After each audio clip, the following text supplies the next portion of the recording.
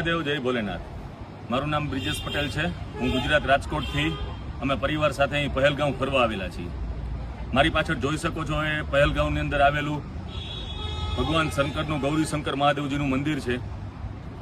આ વિડીયો બનાવવાનો એક હેતુ એવો છે કે અત્યારે વેકેશનના સમયમાં રોજ 50 થી 60 હજાર હિન્દુ ભાઈઓ બહેનો પહેલગામ ફરવા આવે છે, ત્યારે આ મંદિરનું દર્શન કરવા માટે અમે સવારથી અહીંયા બાજુમાં બેઠેલા હતા।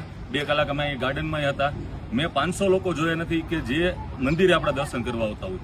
મંદિરનું પોતાનું ટ્રસ્ટ છે, સારી એવી જગ્યા છે।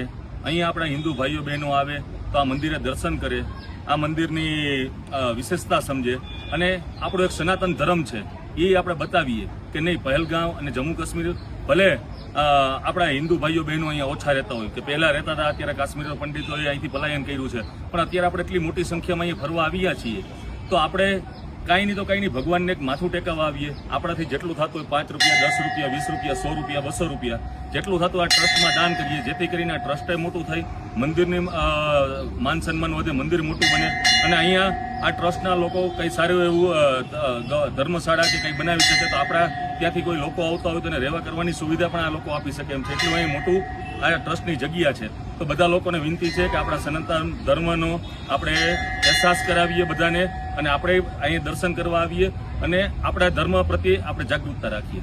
હર હર મહાદેવ, જય ભોલેનાથ।